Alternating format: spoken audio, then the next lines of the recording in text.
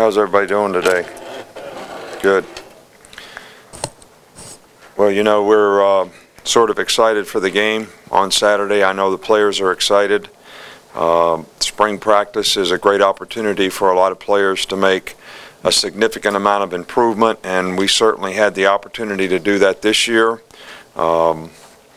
You know, we had quite a few guys that were out for the spring or got hurt in the spring, which created opportunities to give other people a lot of reps.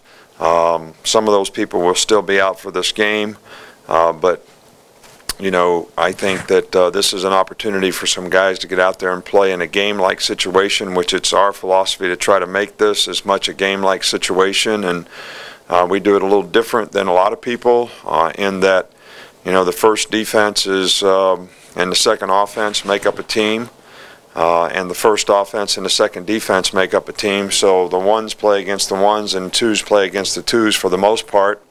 We're a little bit thin at some positions, so that makes it even more difficult, but gives everybody an opportunity. And you know, when you split up the squad and have a draft, it's a lot of fun, but sometimes you get some mismatches that are difficult and can make it hard for other players to play well. So we're kind of going to stick with this format. Now, we did draft the rest of the coaches and the support staff and all that to make up the teams.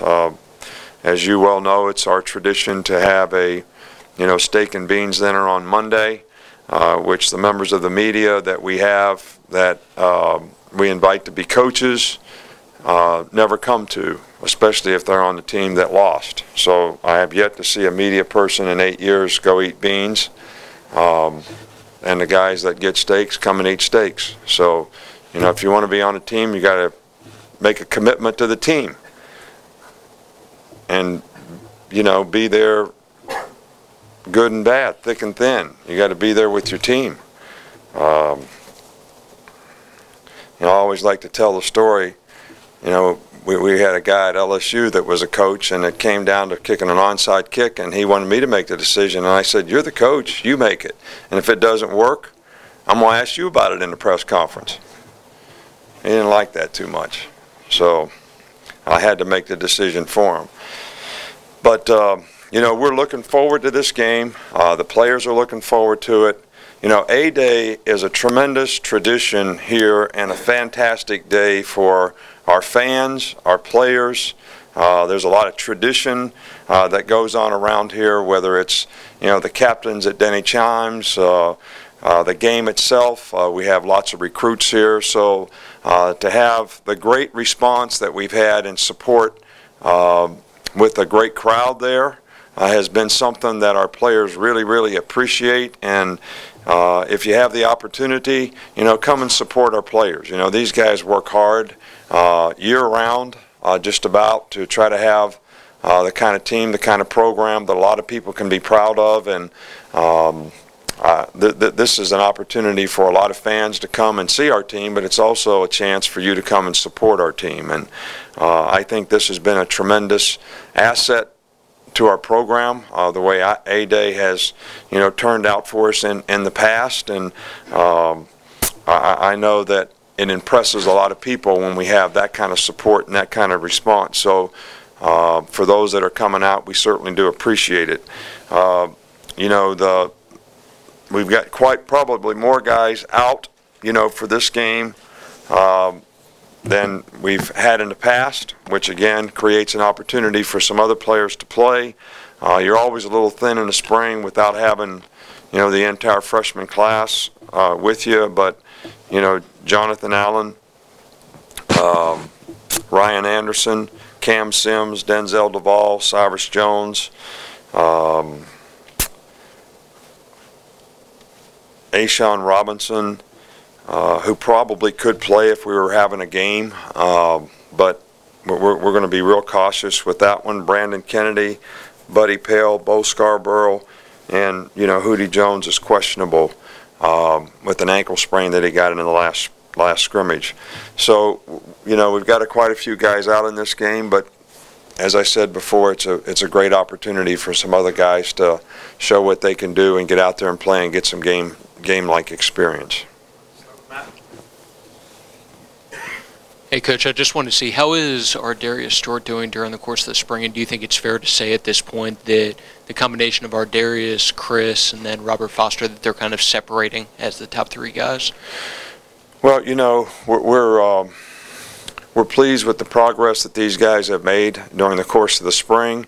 You know, young players have to mature. Part of maturity is understanding the importance of paying attention to detail, playing with great intangibles all the time, playing hard, finishing plays. These are things that, you know, when guys learn how to do, they become really, really consistent performers, and that's something that we've worked hard on with our receiver group. They've made progress. I still think there's room to grow, you know, in that area. You know, with these guys, we certainly like their ability. Those guys will be the guys that play, you know, with the starting or white offense tomorrow, which is the first team basically. Other than quarterback, we don't really have a first team quarterback, and we got to put some guys on both teams. And I think, you know, when it comes to that position, we're putting the guys on the team so that we feel like they can get the most. How can we get them the best reps, and how can we play them where they get reps? That's the number one goal from a quarterback standpoint. So, you know, we feel like there's a lot of competition at receiver, and I think there's some opportunity for the young guys that are coming into the fall to make a contribution at that position as well. That's an area of our team that I think we need to continue to improve on.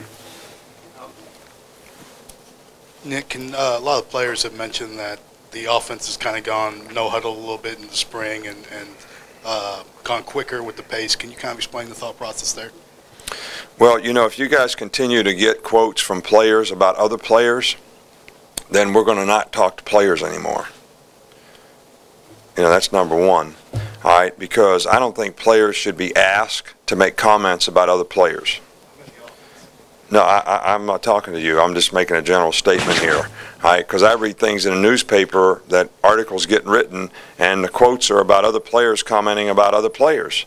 And I don't really think that's a good thing for anyone. And I don't think it's real good that anybody would ask another player about another player. So you can ask about the team, you can ask about the offense. We went no huddle the whole year last year. All right, so going no huddle in the spring is really nothing new. I think that we tried to tweak some things in terms of how we do it so that we might be a little more efficient. But that would be about the only thing that I would be able to say would be different. With the way the offense is kind of dialed back a little bit more vanilla in the 8A game, does it almost give the defense an advantage to maybe look better in this game than the offense would? Well, you know, the defense is dialed back too. You know, they don't have any pressures, they don't have any blitzes, they play 3 coverages.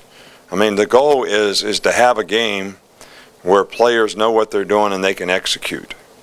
And we certainly don't want to show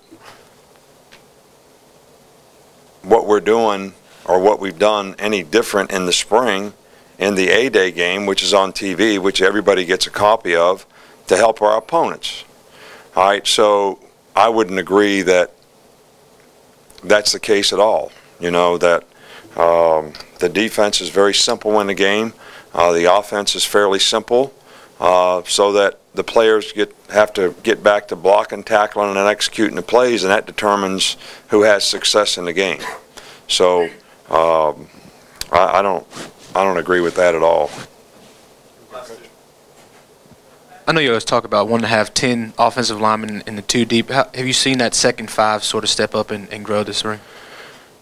You know, I think that, you know, we have sort of segments of players. You know, we have 4 or 5 players that we feel like can probably are about ready to play winning football in the offensive line. All right, then we have probably 4 or 5 more players who certainly need to continue to improve to be able to make the kind of progress that they could be that they could play winning football in the offensive line. And I think we've got work to do there, and we've got to make progress, you know, in that area. A lot of it comes down to guys don't have a lot of experience. They're young players. You know, look, offensively, we lost a lot of players. So the players that are coming in the fall are also going to get a chance to compete at all these positions. And, you know, the depth chart is by no means set in terms of any position on the field, and we're going to give lots of people an opportunity to contribute, and they're going to get opportunities in the fall, and these guys are going to have to continue to compete to hold their position, you know, just about on every position on our team. I know you don't dwell on the past, but I wonder, have you used the Ohio State game as like motivation for your front seven on defense? Because you guys have played some really, really good run defense in the past. Have you used that game at all as motivation? Well, we played good run defense in that game, except for 2 or 3 big plays. You know, we're not used to having 85-yard runs and another 59-yard run or whatever.